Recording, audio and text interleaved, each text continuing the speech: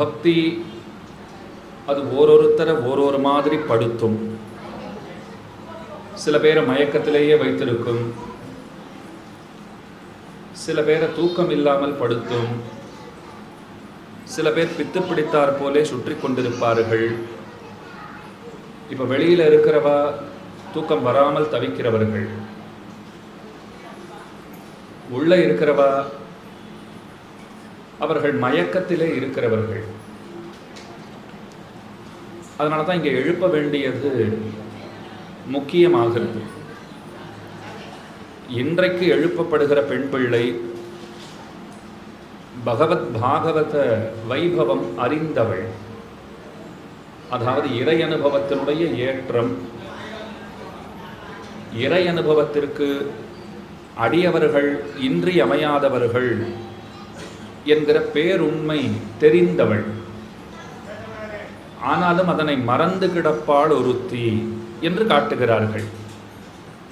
கோயிலுக்கு போகணும்னு எனக்கு தெரியும், அடியார்களோடு சேர்ந்து போகணும் அதுவும் தெரியும், என்னமோ மறந்து போய் கிடக்கிறேன் அப்படின்னு வச்சுக்கோங்க. அந்த பெண்ணை பேய் பெண்ணே என்று எழுப்புகிறார்கள். பறவைகள் எல்லாம் எழுந்து இறை தேட புறப்பட்டு விட்டன. அந்த பறவைகள் பொருள் நிரம்பா மென் சொற்கள் அப்படின்னு சொல்லுவார்கள். கீசு கீசு கீச் கீச்சுன்னு கத்துறது இல்லையோ அப்படின்னு ஆனைச்சாத்தன் பறவை, அந்த பாரத்வாஜ பக்ஷி, வலியங்குருவின்னு சொல்லுவார்கள். அந்த ஆனைச்சாத்தன்கிற பறவை கலந்து பேசின பேச்சரவம் கேட்டிலையோ. பரஸ்பரம் அந்த பறவைகள் பேசிக்கொள்கின்றன. ஏன்னா இறை தேட போனவர் எப்போ திரும்ப வருவார்னு நிச்சயமாக சொல்ல முடியாது, வருவாரான்னே சொல்ல முடியாது. ஏன்னா வேடன் கண்ணிலே அகப்பட்டால் அதோகதி தான். அதனால் இறை தேடுறதுக்காக போயிட்டு இருக்கேன், திரும்ப வருகிற வரையிலும் அந்த சமயம் வரையிலும் தரித்திருப்பதற்கு எத்தனை பேசணுமோ அத்தனை பேசிட்டு போகிறதுக்கலாம். வெளியில் போயிட்டு வரேன், 1 மாதம் ஆகும் 2 மாதம் ஆகும்னு வச்சுக்கோங்க.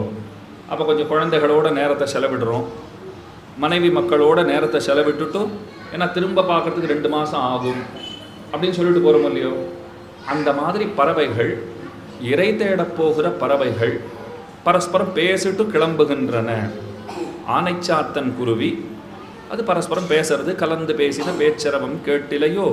பேய் பெண்ணே காசும் பிறப்பும் கலகலப்ப கைபேர்த்து. அச்சுத்தாலி, ஆமைத்தாலி இதெல்லாம் ஆபரணங்கள், இடைச்சாதிக்குரிய ஆபரணங்கள். அந்த கோபிகைகள் நிறைய ஆபரணங்கள் எல்லாம் அணிந்து கொண்டு அவர்கள் தயிர் கடைகிறார்கள், வெண்ணெய் எடுக்கிறார்கள். அதைத்தான் இங்கே காசும் பிறப்பும் கலகலப்ப கைபேர்த்து வாச நறுங்குழல் ஆய்ச்சியர் மத்தினால் ஓசப்படுத்த தைரரவம் கேட்டிலையோ. பறவைகளுடைய கூக்குரல், பறவைகள் எழுப்பும் ஒலி, அதை கொண்டு பொழுது விடிந்ததுன்னு சொன்னால் உள்ளே இருக்கிறவ அதெல்லாம் ஒப்புக்கொள்ள மாட்டேன் என்று சொல்லிவிட்டாள். அதனால் இப்போ என்ன சொல்கிறா, இடைப்பெண்கள் எல்லாம் தயிர் கடைய ஆரம்பிச்சிருக்கா, அவர்கள் அணிந்து கொண்டிருக்கின்ற ஆபரணங்களினுடைய ஒலி கூட கேட்கிறது. வாச நறுங்குழல் ஆய்ச்சியர், நறுமணம் மிக்க கூந்தலை உடையவர்கள், கண்ணனின் பெருமானுடைய திருநாமத்தை சொல்லிக்கொண்டே அவர்கள் தயிர் கடைகிறார்கள். மத்தினால் ஓசைப்படுத்த தயிர் அரவம் கேட்டிலையோ. அந்த பெருத்த சப்தம் உன்னுடைய காதிலே விழவில்லையா. நாயக பெண் பிள்ளாய், கீழத்தான பேய் பெண்ணேன்னு சொல்லிட்டாலும் இல்லையோ. அதனால் உள்ள படுத்திருக்கிறவளுக்கு கொஞ்சம் மன வருத்தம் இருக்குமோன்னு ஒரு எண்ணம். கொஞ்சம் கொண்டாடி பேசுவோம். முதல்ல சொன்னது நாம் எல்லாம் சகிகள், தோழிகள், அந்த உரிமையில் கொஞ்சம் சொல்லிட்டோம். இப்போ சொல்கிறது உள்ளது உள்ளபடி சொல்லுகிறோம். நாயக பெண் பிள்ளாய், எங்களுடைய கூட்டத்துக்கே நடுநாயகம் போலே இருக்கிறவள் நீதானே. உன்னை விட்டுட்டு கண்ணன் கிட்ட போனால் கண்ணன் என்ன தெரியுமா கேட்பார், நாயக பெண் பிள்ளை வரலையா, அவள் வரலேன்னு சொன்னால் உங்களுக்கு நான் அனுக்கிரகம் செய்ய மாட்டேன், அவளை அழைச்சிண்டு வாங்கோ அப்படின்னு கண்ணன் சொல்லிடுவார். நாயக பெண் பிள்ளாய் நாராயணன் மூர்த்தி, கேசவனை பாடவும் நீ கேட்டே கிடத்தியோ. அவர் தான் நாராயணன்னு பெயர் பெற்றவர், மூர்த்தி அவதாரங்கள், அதனாலே சிறப்பு பெற்றவராக இருக்கார். இந்த நாராயணன் மூர்த்திக்கு நிறைய அர்த்தங்கள் உண்டு. அது அந்த பாசுரத்தை பற்றி நாளைக்கு பார்க்குறச்சே பார்க்கலாம். இப்போ முதல்ல இன்றைய பாசுர அனுபவத்தை சுருங்கச் செய்வோம். இன்னும் 6ஆம் பாட்டு புள்ளரையன் கோயில், அதுதான் இன்றைய தினம் விஷயம். கேசவனை பாடவும் நீ கேட்டே கிடத்தியோ. கேசவன்னா அதற்கும் பல அர்த்தம் உண்டு. கேசவன் கிளேச நாசனன், நம்முடைய துன்பங்களை எல்லாம் போக்குகிறவர். கெடுமிடராயவெல்லாம் கேசவாவென்ன என்று ஆழ்வார் பாடினார். கேசவான்னு சொன்னால் நம்முடைய துன்பங்கள் எல்லாம் போய்விடுமாம். சாதாரணமாக வெளியில் போகிறோம்னா கேசவான்னு கூப்பிட்டுட்டு போக வேண்டும். தூங்க போகிறச்சே மாதவான்னு சொல்லணும், சாப்பிட்றச்சே கோவிந்தான்னு சொல்லணும். அதுக்குன்னு ஒரு கவளத்துக்கும் வாயில் போட்டுக்கிச்சே ஒரு வாய்க்கும் கோவிந்தா சொல்லணும்னு அர்த்தம் இல்லை. கோவிந்தான்னு சொல்லிட்டு சாப்பிட ஆரம்பிக்கணும். இல்லைன்னா நாளை கார்த்தால குழந்தை சாப்பிட்டு முடித்த உடனே என்னை பார்க்குறதுக்கு இங்கேருந்து யாருன்னா தாய்மார் வந்துடுவா. அவன் சாப்பிட்றதே ரொம்ப அழகாகத்தான் சாப்பிட்டுட்டு இருந்தான், நீ என்னமோ சாப்பிட்றச்சே கோவிந்தா கோவிந்தான்னு சொல்லணும்னு சொன்னால் அவன் கோவிந்தா கோவிந்தான்னு சொல்லிகிட்டே இருக்கான், சாப்பிட மாட்டேங்கிறான். சரியா பயமாக இருக்குதுன்னு சொல்லக்கூடாது இல்லையோ. கோவிந்தான்னு சொல்லிட்டு சாப்பிட ஆரம்பிக்கணும். கார்த்தால எழுந்துக்கிறச்சே ஹரி ஹரின்னு சொல்லிட்டு எழுந்துக்கணும். அப்போ எழுந்து கொள்ளும்போது ஹரிஹி, சாப்பிட்றச்சே கோவிந்தா, வெளியில் போச்சே கேசவா, தூங்கும்போது மாதவா. இதில் இன்னொன்று சொல்கிறேன், இப்போ மாற்றி சொன்னால் அதனால் ஏதாவது தீமை ஏற்படுமா? சில பேர் இப்படிலாம் கேட்குறான். அந்த கேள்விகள்லாம் எங்கே இருந்தால் பிடிச்சின்னு வருவாளோ தெரியாது. என்ன மாதிரி கேள்விலாம் கேட்பா தெரியுமா? இப்போ ஹனுமான் படம் மலையை தூக்கிட்டு போகிறா போல் வீட்டில் வச்சுக்கலாமா? நீங்கள் கூட கேட்டிருப்பீங்க. அது நிறைய பேர் அப்படி சொல்லுவா, அதை வச்சுக்கக்கூடாது. நான் கேட்டேன், ஏன் கூடாது அப்படின்னா, இல்லை அவர் அப்படியே வீட்டை தூக்கின்னு போயிடுவார்.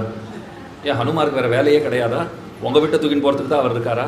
அதே போல் குழல் ஊதுகிற கண்ணன், அது வச்சுக்கக்கூடாது. ஏன் வச்சுக்கூடாதுன்னா வீட்டை ஊதிண்டு போயிடுவார். இதெல்லாம் எங்கேருந்து தான் யோசிப்பாளோ, எங்கேருந்து தான் கண்டுபிடிப்பாளோ தெரியாது. மகாபாரதம் வீட்டிலே வைத்து கொள்ளக்கூடாது அப்படிங்கிறா சில பேர். நன்னா வச்சுக்கலாமே, 5ஆம் வேதம் ரொம்ப ஆச்சரியமாக கீதா ப்ரெஸ் கோரக்பூர் ரொம்ப அழகாக போட்டிருக்கா. ஆனால் ஹிந்தியில் போட்டிருக்கா, அது உரையோடு போட்டிருக்கா, பெருத்த புத்தகங்களாக போட்டிருக்கா. இன்னும் மகாபாரதம் தமிழ் உரை வசனம் நிறைய பேர் போட்டிருக்கா, இன்னும் குறவே இல்லை. அப்படி இருக்கிறச்ச ஏன் வச்சுக்கக்கூடாது அப்படின்னா, அல்ல அது பெரிய சண்டையெல்லாம் வந்துடுமா? இப்போ மகாபாரதத்தை வச்சுட்டு தான் சண்டை வரணுமா? ஏற்கனவே அப்படி தானே இருக்குது. அதான் சுவாமி ஏற்கனவே அப்படி இருக்கே, இப்போ அதை வேற வச்சுக்கணுமா? இப்போ அப்படி கேள்வி கேட்குறான். நன்னா வச்சுக்கலாம், அதெல்லாம் ஒன்றும் சந்தேகமே கிடையாது. பெருமானுடைய திருநாமங்களை சொல்லணும், அது நீங்கள் எப்படி வேணும்னா சொல்லுங்க. கோவிந்தாங்கிறத காத்தால எழுந்த உடனே சொல்லுங்கோ, தப்பு இல்லை. சாப்பிட்றச்சே ஹரின்னு சொல்லுங்கோ. அதுக்காக மென்னப்படிக்க போகிறாரா பெருமாள், நீ பேரை மாற்றி சொல்லிட்டேன்னுட்டு அதெல்லாம் பண்ண மாட்டார். எப்படியேன்னு திருநாமங்களை சொல்ல வேண்டும். அதனால தான் கேசவன் ரொம்ப உயர்ந்த திருநாமம். கேஷி ஹந்தா கேசவன், கிளேஷ நாசனன் கேசவன், சிறந்த கேசாபாசன் படைத்தவன் கேசவன். நல்ல அழகான குழற்கற்றையோடே கூடியவர் பெருமாள். அதனால தான் கேசவன்னு பேரும். அதுக்கும் மேலே பிரமனுக்கும் சிவனுக்கும் நாயகனாக எவன் இருக்கிறானோ அவன் கேசவன். இப்படி பல அர்த்தங்கள். கேசவனை பாடவும் நீ கேட்டே கிடத்தியோ. அந்த திருநாமங்களை நாங்கள் பாடவும் நீ படுத்து கொண்டிருக்கலாமா? கேட்டுட்டு உடனே ஓடி வர வேண்டாமா அப்படின்னா உள்ளேருந்து பதிலே இல்லை. வெளியில் இருக்கிறவா பார்த்தா அப்படி படுத்துட்டு என்ன தான் பண்ணுறான்னு ஜன்னல் துவாரம் வழியாக பார்த்தா, எட்டி பார்த்தா தேஜஸ்வினியாக இருக்கா அந்த பெண் பிள்ளை. ஒளிமிக்கவளாக இருக்கிறாள். அவளுடைய முக ஒளி அப்படியே அந்த அரை முழுக்க நிரம்பிருக்கு. வெளியில் இருக்கிறவா சொல்கிறா, தேசமுடையாய் இத்தனை தேஜஸோடு இருக்கிற நீ இந்த மாதிரி அறையில் இந்த மாதிரி எங்களெல்லாம் விட்டுட்டு தனியாக கிடக்கலாமா? கதவை திறந்து விட்டால் அந்த ஒளி வெள்ளம் அப்படியே வெளியிலே வெள்ளம் விடுமே, நாங்களும் அதை அனுபவிப்போமே, எனவே கூட வர வேண்டும் என்று அழைக்கிறார்கள். பகவத் விஷயத்திற்கு புதியவள், நேற்றுக்கே பார்த்தோம். இறை அனுபவத்திற்கு புதியவளாயிருக்கிற பெண் பிள்ளை. அந்த பெண் பிள்ளையத்தான் கொஞ்சம் பயமுறுத்தி பார்த்து எழுப்பணும்னு பார்த்தா. பெருமானுக்கு ஆபத்து வந்ததுன்னு சொன்னால் பக்தர்கள் நடுங்கி போய் விடுவார்கள். தங்களுக்கு ஆபத்துன்னு சொன்னால் பயப்படவே மாட்டாள். இப்போ சரசரன்னு சத்தம் கேட்டால் நமக்கு என்ன வரும்? யாரோ வந்துட்டாளோ, திருடன் யாராவது இறங்கிட்டாரா, என்னன்னு தெரியலையேன்னு ஒரு பயம் வரும். சபரி இருந்தாலும் இல்லையோ, அவளுடைய ஆசிரமத்தில் சரசரன்னு சத்தம் கேட்குமா. இந்த இலை சருகுகள் காய்ந்த சருகெல்லாம் கீழே விழுமோ இல்லையோ, அவன் என்ன தெரியுமா நினச்சிப்பா, ராமனுடைய காலடி சத்தமோ நமக்கு பாருங்க பகவான் வந்தார்னு எப்பயாவது தோணுமா? சரசரன்னு சத்தம் கேட்டால் திருடன் வந்தான் தான் தோன்றது. ஏன் அப்படி தோன்றது? நாம் எதுவாக இருக்கோமோ நாம் அவரைத்தான் எதிர்பார்ப்போம். நாம் திருடனாகத்தான் இருக்கோம். ஆத்மாங்கிற பகவானுடைய சொத்தை நம்முடையதாகத்தானே பெரும்பாலும் நாம் எண்ணிக்கொண்டிருக்கிறோம். அவர் சொத்தை நம்ம சொத்துன்னு நினைக்கிறதுனால நாம் திருடன் தான், அதில் ஒன்றும் சந்தேகம் இல்லை. அப்போ நமக்கு யார் ஞாபகத்துக்கு வருவா? சரசரன்னு சத்தம் கேட்டால் திருடன் தான் வராருன்னு தோணும். ஆனால் சபரி பாருங்க, இந்த ஆத்மா அவன் சொத்து, நாம் அவனுடையவள் தெரிந்து கொண்டாள். அப்போ சரசரன்னு காய்ந்த சருகெல்லாம் கீழே விழுந்தா மதங்க மகர்ஷி சொல்லிட்டு போயிருக்கார், நிச்சயமா ராமன் வருவான். ராமன் தான் வரானா அப்படின்னு வெளியில வந்து தைரியமா பார்க்கிறாள். நம்மளா இருந்தா சத்தம் கேட்டா வெளியிலேயே வரமாட்டோம். எதுக்கு சொன்னேன், 6ஆம் பாட்டிலே அந்த பெண்ணை கொஞ்சம் பயமுறுத்தலாம். பகவானுக்கு ஆபத்து வந்தது அப்படின்னா அவ எழுந்து நுடுவா அப்படின்னு சொன்னவாளே பயந்து போயிட்டா. உடனே அதெல்லாம் தீர்த்துட்டார் பெருமாள். பூத்தனை வந்தா நல்ல வேளையா பூத்தனையை கொன்று விட்டான், இவர்களே சமாதானத்தை சொல்லிட்டார். ஏன்னா அவளுக்கே பயம் வந்துடுத்து, அவர்களும் பக்தர்கள் தானே. அப்புறம் சகடாசுர விருத்தாந்தம், அந்த சகடனையும் பெருமான் மாய்த்து விட்டான் அப்படின்னு சொன்ன உடனே இவள் அப்படியே படுத்து கிடக்கிறாள். கடைசியில் எழுந்து வந்துட்டா. இந்த பாசுரத்தில் பாருங்கோ, புள்ளரையன் கோயில் கருத்மானுடைய பெருமை ரொம்ப விசேஷமாக சொல்லப்படுகிறது. கருடனுக்கு என்ன ஏத்தம்னா பறவைகளுக்கு தலைவன் அப்படிங்கிறது அவருக்கு இருக்கிற ஏத்தம். ஸ்ரீ வைஷ்ணவ சம்பிரதாயத்திலே நித்தியசூரிகள் என்று பரமபதத்திலே நித்தியமாக இருக்கிற பக்தர்களை சொல்லுவார்கள். அது என்ன நித்தியசூரிகள் அப்படின்னா, கர்மம் காரணமாக ஒருபோதும் இந்த உலகிலே பிறவாதவர்கள். இந்த வேறுபாடெல்லாம் கொஞ்சம் நல்லா தெரிஞ்சுக்கணும். ஏன் தெரிஞ்சுக்கணும்னா, இப்போ நம்ம வீட்டுக்கு அக்கம் பக்கத்தில் நெய்பர்ஸ்னு சொல்கிறோமே, அக்கம் பக்கத்தில் வசிப்பவர்களை பற்றி ஓரளவு நம்ம தெரிஞ்சு வச்சுட்டு இருக்கணுமா வேண்டாமா? தெரிஞ்சு தான் வச்சுட்டு இருக்கணும். இங்கே யார் இருக்கா, அங்கே யார் இருக்கா, நாளை பின்ன ஒரு தேவைன்னு அவர்கள் தானே முதல்ல வந்து நிற்க போகிறவளாக இருப்பா. அதனால் தெரிஞ்சுக்கணும். ஸ்வல்ப காலம் இங்கே வாழ போகிறோம், அதுக்கே அக்கம் பக்கம் யார் இருக்கான்னு தெரிஞ்சுக்கிறோம்னா நித்தியமாக பரமபதத்தில் தான் இருக்க போகிறோம். அங்கே தான் நமக்கு வாழ்ச்சி. இந்த உடலை விட்டுட்டா அங்கே தான் போகணுங்கிறது தான் இலக்காக இருக்க வேண்டும். அப்போ அங்கே நம்மளை சுற்றி யார் இருக்கான்னு நம்ம தெரிஞ்சுக்க வேண்டாமா? இல்லை போன அப்புறம் பார்த்து தெரிஞ்சுக்கிறோம் சுவாமி அப்படின்னு சொல்லக்கூடாது. நம்ம போச்சவே, கருடனே உங்களை பற்றி நான் கேட்டிருக்கேன், கொரட்டூர் உபன்யாசத்தில் கேட்டேன், நீர் தானான்னு சொன்னால் அவர் சந்தோஷப்பட மாட்டாரா? இப்போ நம்மளை நல்லா தெரிஞ்சு வச்சுட்டு இருக்காரு. ஏற்கனவே வரத்துக்கு முன்னே இவர் ஏதோ படிச்சுட்டு வந்திருக்காரு நம்மளை பற்றி. அப்போ அங்கே இருக்கிற கருடன், அனந்தன், சுதர்சனன், பாஞ்சஜன்யன் இவர்களெல்லாம் தெரிஞ்சுக்கணும். இதுதான் நித்தியர்கள் கூட்டமா, இதுதான் முக்தர்கள் கூட்டமா? என்ன சொல்கிறாரு இதெல்லாம்? நித்திய முக்தர்கள்னா என்ன அப்படின்னு யாராவது ஒருத்தர் கேட்பார். நித்தியர்கள் கர்மம் காரணமாக ஒருபோதும் இந்த உலகிலே பிறவாதவர்கள். நல்வினை தீவினையின் காரணமாகத்தானே பிறந்து வைத்திருக்கிறோம். அந்த மாதிரி பிறவாதவர்களுக்கு நித்தியர்கள்னு பேர். அங்கேயே இருந்து பெருமானுக்கு தொண்டு செய்கிறவர்கள். முக்தர்கள்னு சொன்னால் பல காலம் பிறந்தவர்கள், பல ஜென்மங்கள் எடுத்தவர்கள், கடைசியிலே பகவானுடைய சரணாரவிந்தங்களே கதி என்று தேறியவர்கள், அதை இறுக பற்றியவர்கள், அவன் அருளாலே அவனை பெற்று இங்கிருந்து அங்கே நிரந்தரமாக குடிபெயர்ந்தவர்கள். இதில் இந்த நிரந்தரமானு சொன்னதை ஞாபகம் வச்சுக்கணும். திரும்ப வரமாட்டா. இங்கேருந்து அங்கே போயாச்சு. இங்கே இருந்தவங்க தான், ஆனால் அங்கே போய் சேர்ந்தாயிற்று. இனிமேல் இங்கே திரும்ப வருதல்ங்கிறது அவர்களுக்கு கிடையாது. அவர்களுக்கு முக்தர்கள்னு பேர். அப்போ நித்தியர்கள் ஒருபோதும் இங்கே வந்து பிறவாதவர்கள். முக்தர்கள் சரணாகதியை அனுஷ்டித்து, அதாவது பகவானே கதி என்று நன்கு தேர்ந்து ஓர்ந்து அவன் அருளாலே அவனை கிட்டி அங்கே சென்று தொடர்ச்சியாக கைங்கரியம் தொண்டுகளை செய்கிறவர்கள் முக்தர்கள்னு பேர். அப்போ அந்த நித்தியர்களுக்குள்ளே கருடன்கிறவர் மிகச்சிறந்தவர். பகவானுக்கு ரொம்ப விசேஷமான வாகனமாக இருக்கிறார். இல்லையோ, பெருமானுக்கு வாகனம் தாசசகா வாகனம் ஆசனம் துவஜோ யஸ்தே விதானம் வியஜனம் த்ரயீமயः உபஸ்திதம் தேன புரோ கருத்மதா துவதங்கிரி சம்மர்த்த கிணாங்கசோபினான் ஆளவந்தாருங்கிற ஆச்சாரியர் ரொம்ப விசேஷமாக பாடுகிறார். என்ன சொல்ல வர்றார்? பெருமானுக்கு தாசனா இருக்கார், பெருமானுக்கு உற்ற தோழனாக இருக்கிறார், பெருமானுக்கு வாகனமாக இருக்கிறார். இப்படி எல்லா கைங்கரியங்களையும் அவர் பண்ணுகிறார். தோழனா இருக்காருங்கிறத நீங்கள் எங்கே பார்த்து தெரிஞ்சுக்கலாம் தெரியுமா? ஸ்ரீவில்லிபுத்தூர் ஆண்டாளை சேவிச்சிருக்கிறீர்களா? படத்திலையாவது பார்த்துருப்பீங்களோ இல்லையோ? ஆண்டாள், ரங்கமன்னார், பக்கத்தில் பாருங்க கருடன் நிற்பார். ஏன்னா கல்யாணத்துக்கு மாப்பிள்ளை ஜானவாசன் காரில் வந்து இறங்குவார் இல்லையோ? பகவானுடைய கார் அவர் தான். கருடன் தானே பெருமானுக்கு வாகனமாக இருக்கார். கொண்டு வந்து விட்டிருக்கார். பெருமாள் சொல்லிட்டார், மாப்பிள்ளை தோழனாகவும் நீதான் நிற்க வேண்டும். ஏன்னா இந்த ஆண்டாளை அடையறதுக்கு எத்தனை போட்டா போட்டி, நீ சமயத்துக்கு என்னை கொண்டு வந்து இங்கே விடவே தான் எனக்கு அவள் கிடைச்சா. இல்லைன்னா வேற எவனாவது கொத்துண்டு போயிருந்துருமா. நல்ல வேளையா நீ கூப்பிட்டு வந்து என்னை விட்ட. மாப்பிள்ளை தோழனா கூடவே நில்லு. வேதாந்த தேசிகன் கோதாஸ்துதின்னு பாடியிருக்கார். அதில் ரொம்ப அழகாக ஒரு விஷயம் சொல்கிறார். அது ஆண்டாள் கல்யாணத்தன்னைக்கு சொன்னால் நல்லா இருக்கும். இருந்தாலும் இப்போ ஞாபகம் வந்துடுத்து. ஞாபகம் வந்தப்பவே சொல்லிடணுமோ இல்லையோ? அப்புறம் அப்போ சொல்லலைன்னா அதுக்கப்புறம் சொல்கிறதுக்குங்கிறதுக்கு ஒரு வருஷம் காத்துட்டு இருக்கணும். இப்போ ஞாபகம் வரைச்சே சொல்கிறேன். ஆண்டாளுக்கு கல்யாணம், அவளுக்கு ஒப்பனை எல்லாம் நல்லா பண்ணிட்டு இருக்கா. ஏன்னா அழகு ஏற்கனவே அழகாக இருக்கிறவள், அந்த அழகை இன்னும் பல பேர் பார்க்குறா போல நல்லா பண்ணணும்னு பண்ணிட்டு இருக்கா. ஏன்னா அவளுக்கு என்னென்ன எவ்விதமாக அலங்காரங்கள், சிகை அலங்காரம் எல்லாம் எப்படி பண்ணணுமோ அதெல்லாம் பண்ணிட்டு இருக்கா. பண்ணுற வேளையில் இந்த தோழிகள் எல்லாம் கொஞ்சம் கலாட்டாவெல்லாம் பண்ணுவாள். கல்யாணம்னா அதெல்லாம் உண்டோ இல்லையோ, அதெல்லாம் இருந்தால் தான் கல்யாணம்.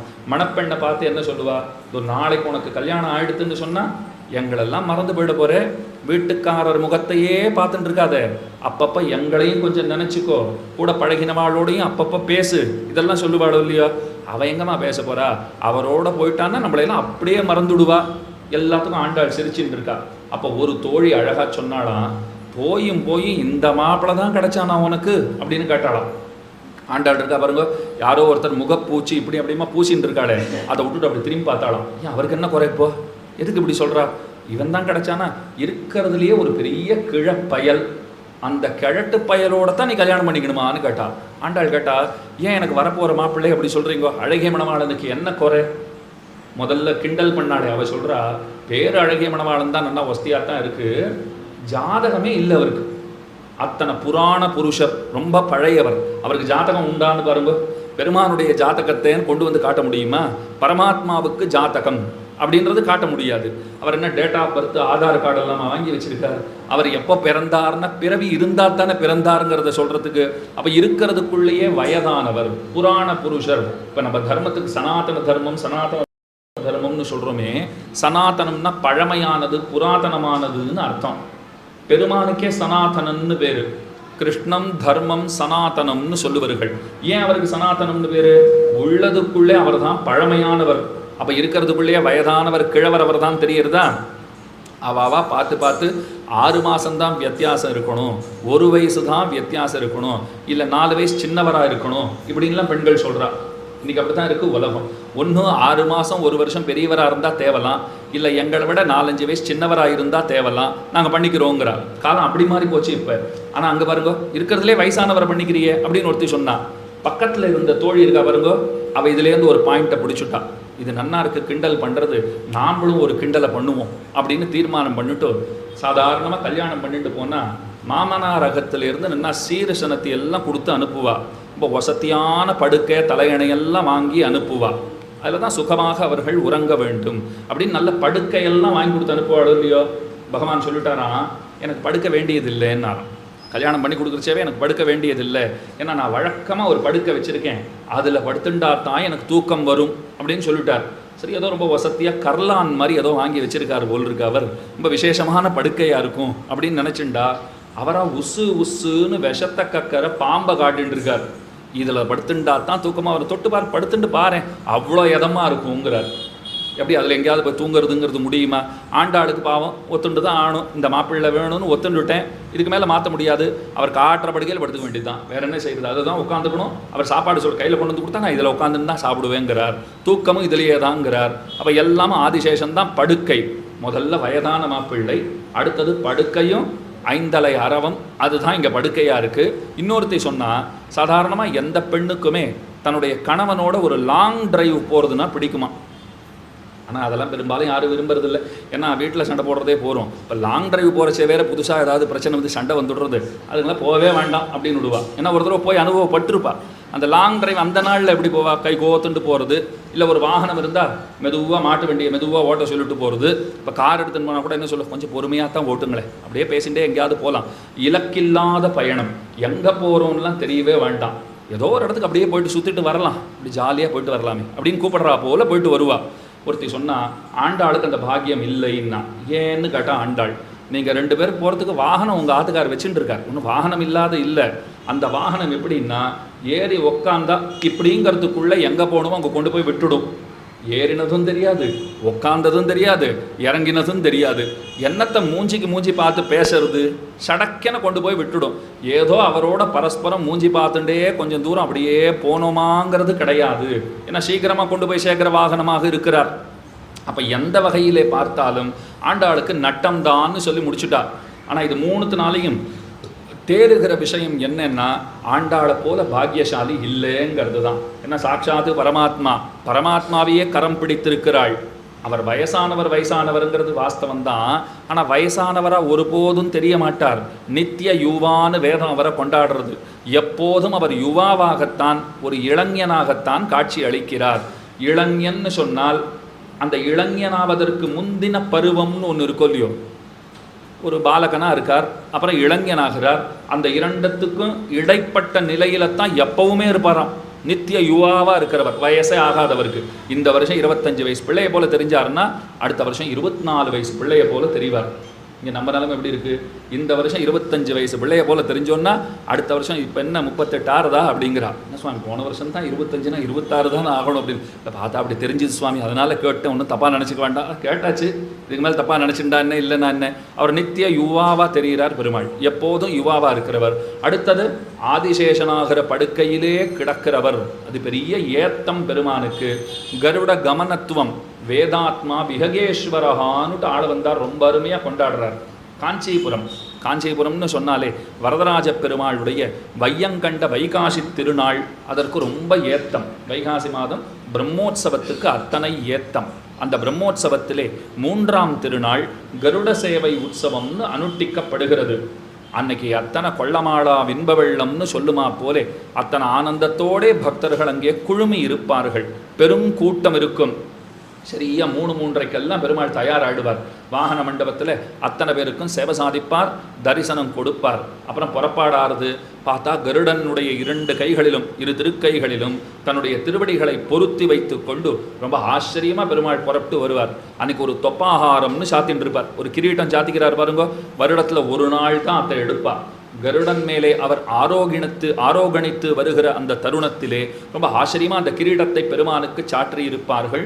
நிறைய திருவாபரணங்கள் சாத்தின்றிருப்பார், ரொம்ப வசதியான மாலைகள் எல்லாம் அணிந்திருப்பார். அன்னைக்கு இந்த திருக்கரத்தை பார்த்து அவருடைய திருமுக மண்டலத்தை நோக்கினோம்னு சொன்னால் விம்மி வெளி விழுகின்ற அந்த சிறப்பிற்கு, அந்த சிரிப்பிற்கு, அந்த சிறப்பான சிரிப்பிற்கு மயங்காதவர்னு ஒருத்தரை கூட நம்மளால் காட்டவே முடியாது.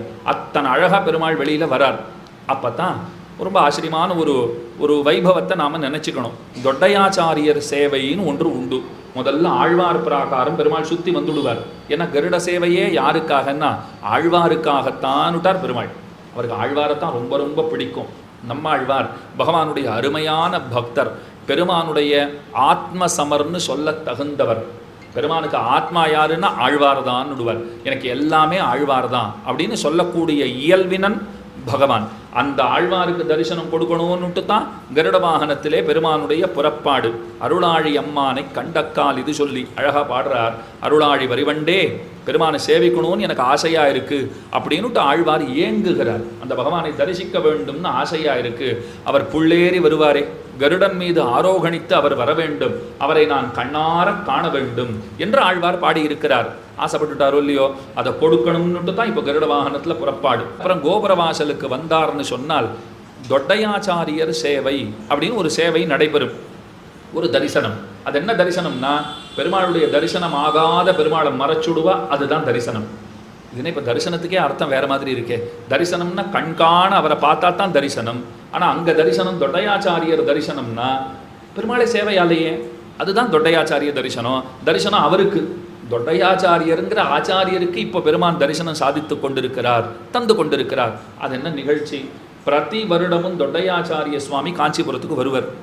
தேவப்பெருமாளை மங்களாசாசனம் பண்ணுவர், கருட சேவை சேவிப்பர். ஒரு வருஷம் அவரால் வர முடியல. பிம்மால சோழசிம்மபுரம், இன்றைக்கும் சோளிங்கர்னு சொல்கிறோம் பாருங்க, அங்கே தக்கான் குளம்னு இருக்குது. அந்த தக்கான் குளத்தில் இறங்கி அனுஷ்டானத்தை பண்ணிட்டு இருக்கார், தீர்த்தா மாட்டின்னு இருக்கார். மனசெல்லாம் ஒரே அவருக்கு கனமாக இருந்தது.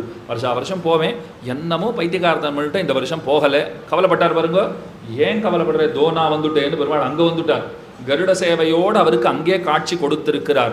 ஐயோ வருஷம் அங்கே வந்துட்டு இருப்பேன், இந்த வருஷம் வர முடியலேன்னு கவலைப்பட்டேன். அந்த கவலை எதுக்குன்னு தான் நான் வந்துட்டேன்னார் பெருமாள். அதற்காகத்தான் இன்றைக்கும் கொடை போட்டு பெருமாளை மறைச்சுடுவார். ஒரு சில நொடித்துளிகளுக்கு பெருமாள் யாருக்குமே சேவையாக மாட்டார். அவர் சோழசிம்மபுரம் போயிருக்கார் சுவாமி, ஒரு 2 நிமிஷத்தில் வந்துடுவார். வந்த அப்புறம் இங்கே இருக்கிறவாளுக்கு சேவை அப்படின்னு ஒரு நிகழ்ச்சி. அந்த சந்தர்ப்பத்தில் அந்த தொட்டையாச்சாரியர் தேவப்பெருமாளை புகழ்ந்து பரத்வாதி பஞ்சகம் போலே தேவாதிராஜ பஞ்சகம்னு பாடினார். தேவப்பெருமாளை பற்றி ஒரு 5 ஸ்லோகங்கள் பாடினார். அதில் முதல் ஸ்லோகத்தினுடைய பொருளை மட்டும் சொல்கிற ரொம்ப ஆச்சரியமாக சாதிக்கிறார். பகவானை கருடன் தன்னுடைய 2 கைகளிலும் அவனுடைய திருவடிகளை ஏந்தி கொண்டு வருகிறான்.